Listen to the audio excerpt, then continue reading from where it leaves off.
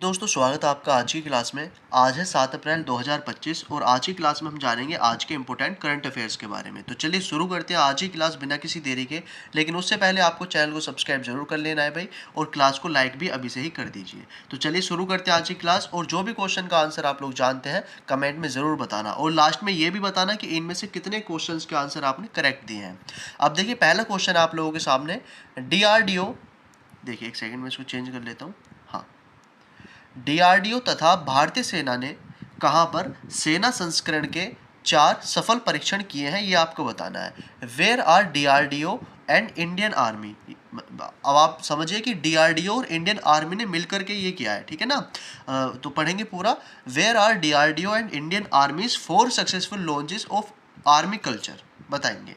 मतलब सेना संस्करण के लिए, आर्मी के लिए बेसिकली ये चीज़ें की गई हैं। तो यहाँ पर क्या हो जाएगा आपका, ऑप्शन है काकीनाडा, जैसलमेर, पोखरन या फिर ओडिशा तट। कहाँ पर ये 4 सफल परीक्षण हुए हैं, किस किस के, DRDO और आर्मी के।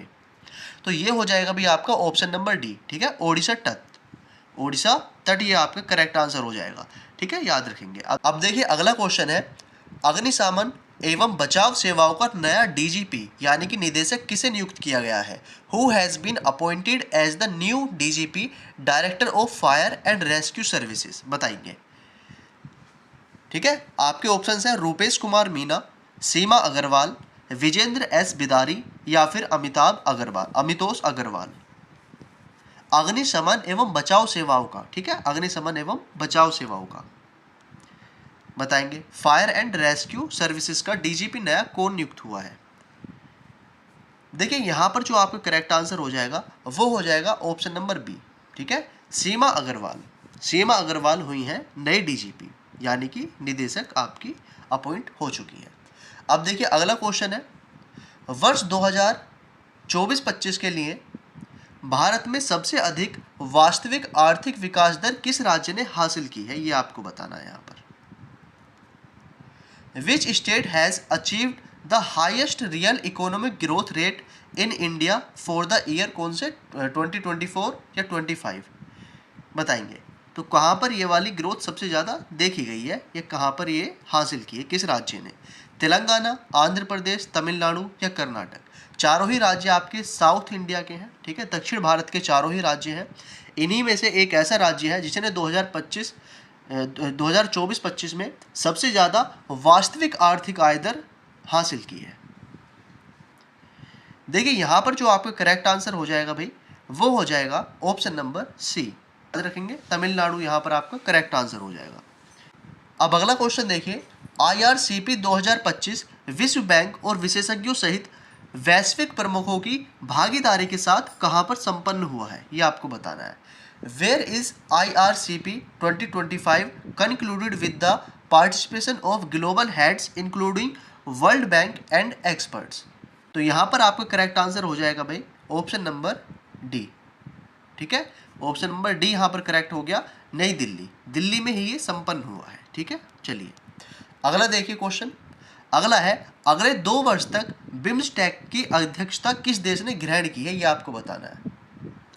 अगले आने वाले 2 सालों तक कौन सा देश बिम्स्टेक की अध्यक्षता करेगा।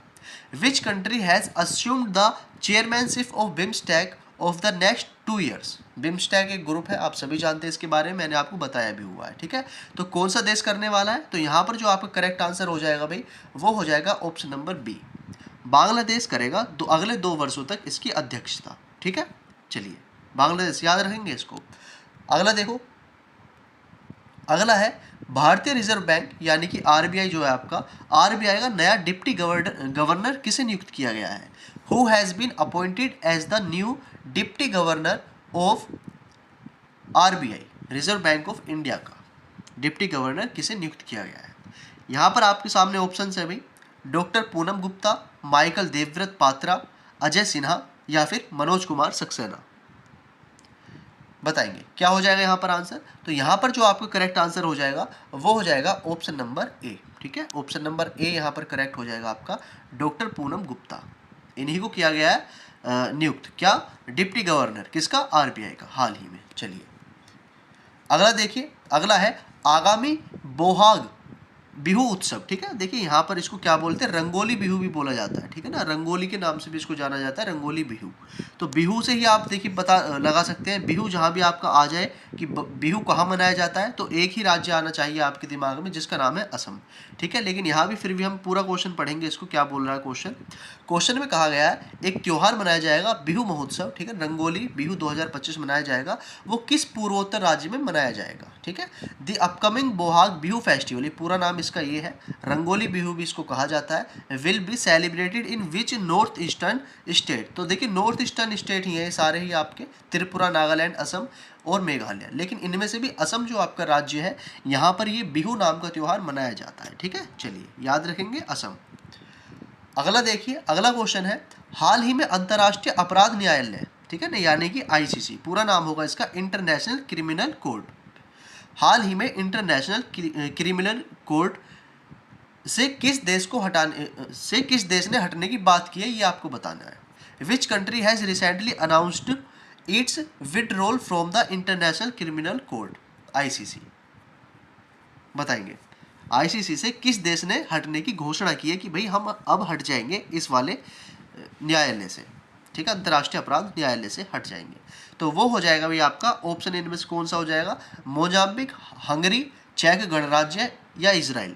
तो इनमें से आपका करेक्ट होगा ऑप्शन नंबर बी, हंगरी, ठीक है, हंगरी ने ये घोषणा करी है अभी। अगला देखो, अगला क्वेश्चन है, भारतीय डाक ने केवाईसी सत्यापन सेवाओं को बेहतर बनाने के लिए किसके साथ साझेदारी की है, ये आपको बताना है, बताइए। India post has partnered with whom improve KYC verification services, ठीक है। आपके ऑप्शन है Bharatiya Jeevan Bima Nigam, Nippon India mutual fund, Aditya Birla या फिर बड़ौदा बीएनपी। ये आपको बताना है कौन सी यहाँ पर ये फंड था या निगम था, कौन सा था। तो देखिए इसको याद रखेंगे निप्पॉन से, ठीक है, निप्पॉन याद रखना है, जो आपका निप्पॉन है, निप्पॉन, इसी के साथ साझेदारी की है किसने, भारतीय डाक सेवाओं ने, ठीक है, किस लिए, ताकि वो केवाईसी को और बेहतर बना सके अपनी को, ठीक है। निप्पॉन इंडिया म्यूचुअल फंड के साथ इन्होंने साझेदारी की है, ठीक है। अब देखिए, अब अगला है भारतीय मानक ब्यूरो, यानी कि BIS, फुल फॉर्म होगी इसकी ब्यूरो ऑफ इंडियन स्टैंडर्ड्स, ठीक है। इसने भारतीय मानक ब्यूरो ने स्थायित्व और पर्यावरण संबंधी मानकों पर वार्षिक सम्मेलन कहाँ आयोजित किया है, ये आपको बताना है, ठीक है, ये आप बताएंगे किस स्टेट में किया है ये आयोजन। Where has the bureau of Indian standards organised the annual conference of sustainability and environmental standards. Option number क्या हो जाएगा, देखिए ऑप्शन नंबर हो जाएगा आपका यहाँ पर ए ही करेक्ट हो जाएगा, ठीक है, ऑप्शन नंबर ए ही यहाँ पर आपका करेक्ट हो जाएगा। चलिए ऑप्शन नंबर ए गोवा आपका करेक्ट हो गया, ठीक है भाई। देखो अब अगला क्वेश्चन है, भारत के पहले साहित्य के नोबेल पुरस्कार विजेता कौन थे, ये आपके लिए होमवर्क है, पहला क्वेश्चन ये है आप लोगों के लिए होमवर्क का। Who was India's first Nobel prize winner in literature, बताएंगे। लिटरेचर का जो पहला साहित्य का अवार्ड मिला था, साहित्य नोबेल मिला था, वो किसे मिला था, CV रमन को, रविंद्रनाथ टैगोर को, मदर टेरेसा को या हरगोविंद खुराना को। चारों में से ऑप्शन कौन सा है वो करेक्ट आंसर आप लोग कमेंट में देंगे आंसर इसका।